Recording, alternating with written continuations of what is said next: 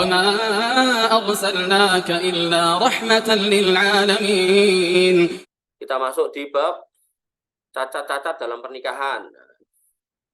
Bila seseorang dari kedua mempelai mendapatkan pada pasangannya cacat yang tidak ia ketahui sebelum akad nikah, seperti gila, kusta, sopak itu belang-belang, dan sebagainya, maka ia berhak fasakh, membatalkan pernikahannya. Ya, jadi kalau kemudian pas ta'aruf, nador, dilihat kok kayaknya oke gitu kan, pas ternyata malam pertama atau siang pertama gitu kan, ternyata ada aib yang dimiliki oleh seorang wanita atau sebaliknya dimiliki oleh laki-laki, dan misal pihak pasangannya nggak mau menerima gitu. Ada, jadi misal apa namanya, ternyata misal di punggungnya ada bekas penyakit sopak ini, ada belang gede gitu kan, atau mungkin ada daging tumbuh di perutnya gitu kan, atau apalah gitu kan, yang kira-kira tiba-tiba membuat pasangan ini kaget gitu, maka boleh dibatalkan pernikahannya, nggak jadi. Jika si istri mendapati suaminya impoten, ini juga sama. Ketoknya kenalan gagah gede dhuwur gitu kan, ganteng gitu kan, tawaane apik gitu. Ternyata impoten gitu kan, maka ia boleh diberi tempo 1 tahun. Nah, untuk apa? Untuk berobat gitu. Jika tidak sembuh, maka istri boleh membatalkan pernikahannya. Jadi wanita punya hak yang sama ya, kalau emang ada hal-hal yang membuat dia nggak nyaman.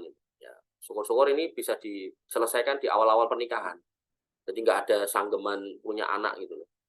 Kadang ada wanita yang aku mau cerai nih, tapi kemudian mas udah punya anak, kasihan anak-anak, akhirnya nggak cerai gitu kan. Terus karena suaminya impoten, akhirnya istrinya malah berzina, ini malah salah gitu. Ya, maka hal-hal seperti ini bisa dicegah dari awal sebenarnya. Kemudian yang ke-532, jika si istri telah merdeka dari perbudakan, sementara suaminya masih berstatus budak. Jadi dulu nikah dalam posisi budak, atau dulu merdeka terus ketangkap dalam peperangan, kemudian dua-duanya jadi budak.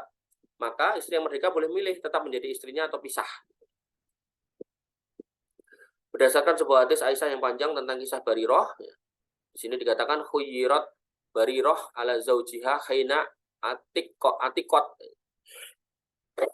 Telah diberikan hak pilih khiyar kepada Bariroh atas suaminya ketika ia merdeka. Ya, jadi dikasih pilihan mau lanjut jadi istrinya atau enggak gitu. Kalau mau lanjut ya silakan, kalau enggak juga enggak apa-apa.